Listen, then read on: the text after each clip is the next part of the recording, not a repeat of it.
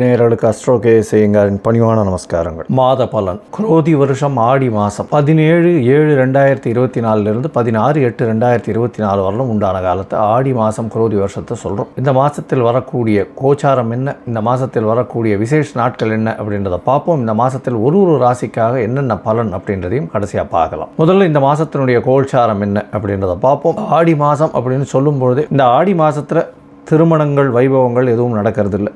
அதே மாதிரி மார்கழி மாதத்துலேயும் நடக்கிறதில்ல. இந்த மாதத்தில் பார்த்தாலேனால் ஆடி மாதத்தில் கோச்சாரம் எப்படி இருக்குதுன்னு பார்க்கும்பொழுது காலபுருஷ தத்துவத்தின் பிரகாரம் பார்த்தாலேனா ரிஷபராசியில் செவ்வாயும் குருவும் இருக்க, கடகராசியில் சூரியன் புதன் சுக்கிரன் 3 கிரகங்கள், கன்னியில் கேது, கும்பத்தில் சனி, மீனத்தில் ராகு, இந்த மாதிரி அமைஞ்சிருக்கு.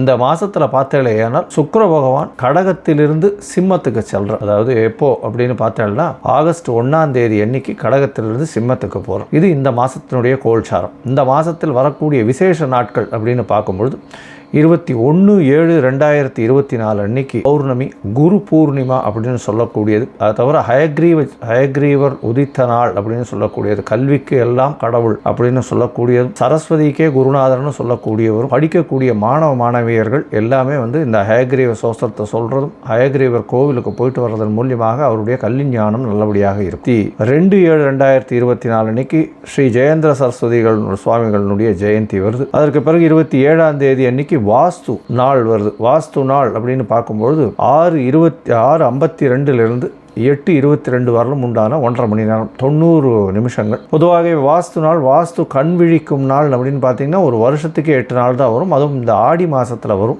நார்மலாக ஒரு ஆடி மாதத்தில் ஒரு நாள் வரும். இது வாஸ்து கண் விழிக்கும் பொழுது எந்தவித தோஷமும் இல்லாத காலமாக இருக்கும். இந்த காலகட்டத்தில் நீங்கள் ரெஜிஸ்ட்ரேஷன் பண்ணலாம், அதாவது மனைகோல் விடலாம், அதை தவிர அடித்தளம் பண்ணலாம், அதை தவிர கன்ஸ்ட்ரக்ஷன் ஆரம்பிக்கிறது, புதுசாக கன்ஸ்ட்ரக்ஷன் இது பண்ணுறது பண்ணலாம். இது 5 வகை இந்த 1.5 மணி நேரத்தை பிரிக்கிறோம். 18 நிமிஷமாக வாஸ்து புருஷன் கண் திறக்கிறதும் அவர் காலை கடன் முடிக்கிறதும் ஒரு இதுவும், அதற்கு பிறகு அவர் நீராட போகிறது, அதற்கு பிறகு பூஜை செய்கிறதும், அதற்கு பிறகு அவர் சாப்பிட்றதும், தாம்பூலம் தரிக்கிறதுன்னு 5 வகையாக பிரிக்கிறோம். இதில் சாப்பிட்ற நேரமும் தாம்பூலம் தரிக்கக்கூடிய நேரமான 36 நிமிஷம், கடைசி 36 நிமிஷம் மிகவும் ஏற்றம். அந்த காலகட்டத்தில் போடக்கூடிய வாஸ்து பூஜை, அதாவது எந்த ஒரு வீட்டுக்கு அடிக்கால் போடுறது, அதெல்லாம் மனை பூஜை போடுறது, இதெல்லாம் ஒரு நல்ல ஏற்றத்தை கொடுக்கும். கண்டிப்பாக அந்த ப்ராஜெக்ட் சக்ஸஸ்ஃபுல்லாக முடியும்.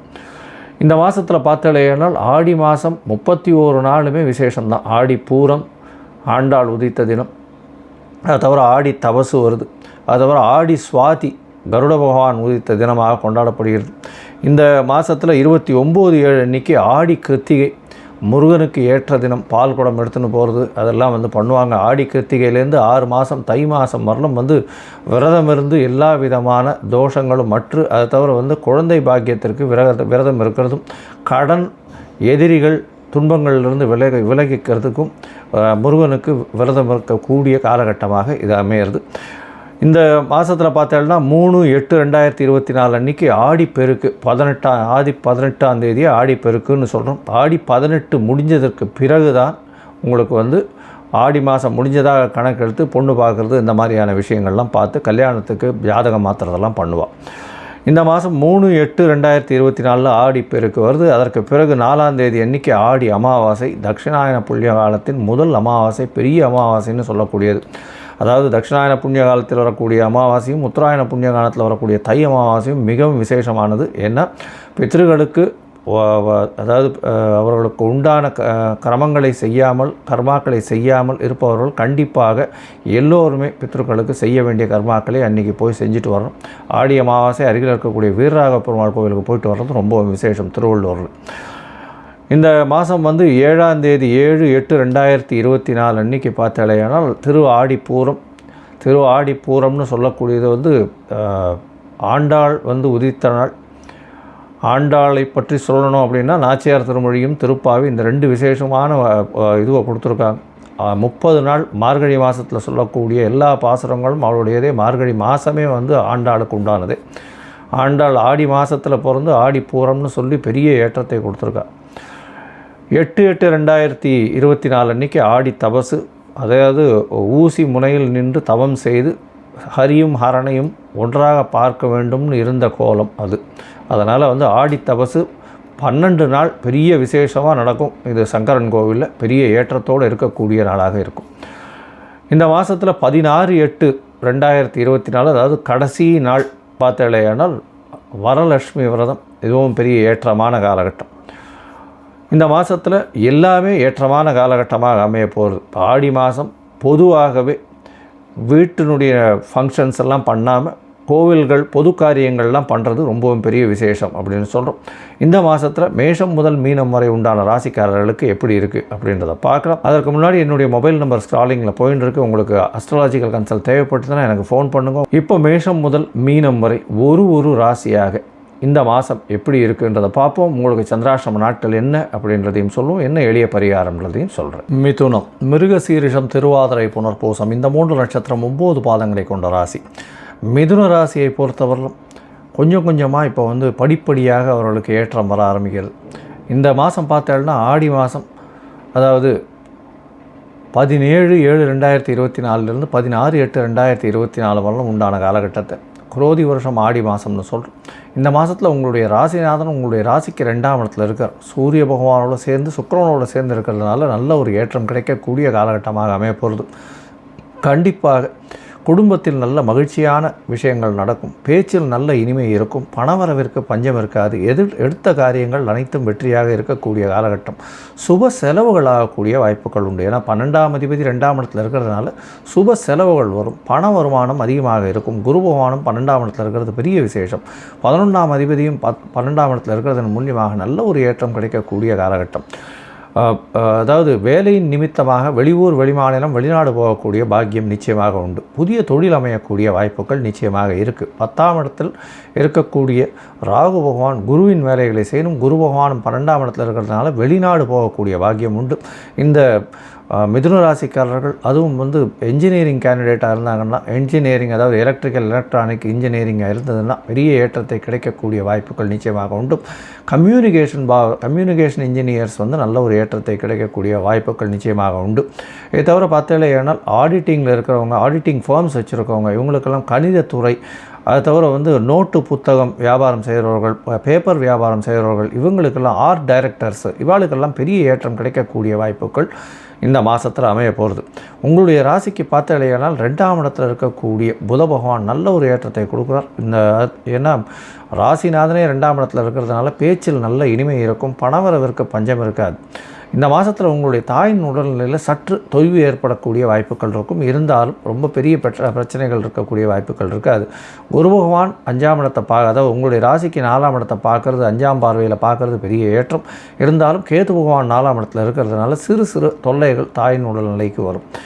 படிக்கக்கூடிய மாணவர்களுக்கு சிறு சிறு பிரச்சனைகள் இருக்கும். மறதி அதிகமாக இருக்கக்கூடிய காலகட்டமாக இருக்கும். பொதுவாக நீங்கள் வந்து அருகில் இருக்கக்கூடிய விநாயக பெருமானை சுற்றி வருவது, தினமும் சுற்றி வருவதன் மூலியமாக உங்களுடைய மறதி நிச்சயமாக நல்ல ஒரு மாற்றத்தை கொடுக்கும். ஒரு தடவைக்கு 4 தரம் படிக்கிறது ஒரு பெரிய மாற்றத்தை நிச்சயமாக கொடுக்கும். உங்களுடைய ராசிக்கு பார்த்தாலேயானால் 9ஆம் இடத்தில் இருக்கக்கூடிய சனி பகவான் வக்கரகதி அடைஞ்சிருக்கார். என்ன சார், இப்போ தான் அஷ்டமத்து சனி விட்டு போச்சு, திருப்பியும் வக்கரகதியில் சனி பகவான் இருக்கார் என்றால் கவலைப்பட தேவையில்லை. அவர் 9ஆம் இடத்திலே இருக்கக்கூடிய நட்சத்திரத்திலே தான் இருக்கார். ஒரே நட்சத்திரத்திலே இருக்கார். அதனால் பாதத்தில் உண்டு ஒரு பாதம் மாறுறார். அது ஒரு பெரிய மாற்றத்தை உங்களுக்கு கொடுக்காது. கவலைப்பட தேவையில்லை. உங்களுக்கு நல்ல ஏற்றம் இருக்கக்கூடிய காலகட்டமாக இருக்கும். இருந்தாலும் தந்தையின் உடல்நிலையில் சின்ன செட்பேக் இருக்கக்கூடிய வாய்ப்புகள் நிச்சயமாக உண்டு. உங்களுடைய ராசிக்கு 6/11ஆம் அதிபதி 12ஆம் இடத்துல இருக்கார். 6ஆம் அதிபதினு சொல்லக்கூடிய ஒரு புதிய வேலை அமையும். ஃபாரினில் வேலைக்கு பார்க்குறவாளுக்கு நிச்சயமாக வெளிநாட்டு வேலை உத்தரவாதம் நிச்சயமாக உண்டு. இந்த மாதத்தில் 2ஆம் இடத்துல சூரிய பகவான் இருக்கார். முயற்சி ஸ்தானாதிபதின்றவர் 2ஆம் இடத்துலேயே இருக்கிறதுனால புது முயற்சிகள் மூலியமாக நல்ல ஒரு ஏற்றம் இருக்கும். இருந்தாலும் உங்களுடைய இளைய சகோதரர்களோடு சிறு சிறு பிரச்சனைகள் இருக்கக்கூடிய வாய்ப்புகள் நிச்சயமாக உண்டு. உங்களுடைய ராசிக்கு பார்த்தாலும் புதிய வேலை கிடைக்கக்கூடிய வாய்ப்பு உண்டு. போட்டித் தேர்வில் ரொம்ப பெரிய வெற்றி இருக்கக்கூடிய வாய்ப்புகள் இல்லை. ஓரளவு தான் இருக்கக்கூடிய வாய்ப்புகள் நிச்சயமாக உண்டு. உங்களுடைய ராசிக்கு பார்த்தாலேயானால் 9ஆம் இடத்தில் இருக்கக்கூடிய சனி பகவான் 11ஆம் இடத்தை பார்க்கறதுனால தொழிலில் அபரிமிதமான ஏற்றம் இருக்கும். தொழிலில் வரக்கூடிய வருமானங்கள் பெரிய ஏற்றத்தை கொடுக்கக்கூடிய காலகட்டமாக இருக்கும். இந்த மாதத்தில் நீங்கள் தவிர்க்க வேண்டிய நாட்கள்னு சொல்லக்கூடியது அப்படின்னா, அதாவது சந்திராஷ்டம நாட்கள் உங்களுடைய ராசிக்கு 8ஆம் இடத்துல சந்திர பகவான் மறையக்கூடிய கட்டத்தை சந்திராஷ்டம நாட்கள்னு சொல்கிறோம். இந்த சந்திராஷ்டம நாட்களை தவிர்க்கிறது நல்லது. புதிய முயற்சி வேண்டாம், வெளியூர் வெளிமாநில பிரயாணம் வேண்டாம்னு சொல்கிறோம். ஒருவேளை நீங்கள் பண்ண வேண்டி இருந்ததேனால் சந்திர பகவானுக்கு உண்டான எளிய பரிகாரம் அப்படின்னு சொல்லக்கூடிய அருகில் இருக்கக்கூடிய கோசாலையில் பசுமாட்டுக்கு உங்களால் முடிஞ்ச கீரை கட்டு ஒரு கட்டு வாங்கி கொடுத்துட்டு போங்க. நிச்சயமாக சந்திர பகவானுக்கு உண்டான பரிகாரங்கள் அப்படின்னு சொல்லக்கூடியது. இந்த சந்திராஷ்டம தினம் அப்படின்னு சொல்லக்கூடியது ஜூலை மாதம் 22, 23 இந்த 2 தேதிகள்லையும் சந்திராஷ்டம காலமாக இருக்குது. அதனால் இந்த நாட்களில் புதிய முயற்சி வேண்டாம், வெளியூர் வெளிமான பிரயாணம் வேண்டாம்னு சொல்கிறோம். இந்த மாதத்தில் நீங்கள் ஹயக்ரீவர் கோவிலுக்கு போயிட்டு வாங்க அவசியமாக. ஏன்னா ஆடி மாதத்தில் பௌர்ணமிக்கு ஹயக்ரீவர் உதித்த தினம்னு சொல்கிறோம். அதனால் ஹயக்ரீவர் கோவிலுக்கு போயிட்டு வாங்க. படிக்கக்கூடிய மாணவர்கள் கண்டிப்பாக ஹயக்ரீவர் கோவில் போயிட்டு வாங்க. நிச்சயமாக உங்களுடைய படிப்பில் ஒரு நல்ல ஏற்றம் கிடைக்கும். அதை தவிர உங்களுடைய ராசிக்கு அருகில் இருக்கக்கூடிய மாங்காடு அம்மன் கோவிலுக்கு போயிட்டு வர்றதன் மூலியமாக எல்லா விதமான வெற்றியும் உங்களுக்கு நிச்சயமாக வரும். அதை தவிர புதிய வேலை வாய்ப்புகளும் நிச்சயமாக கிடைக்கும்.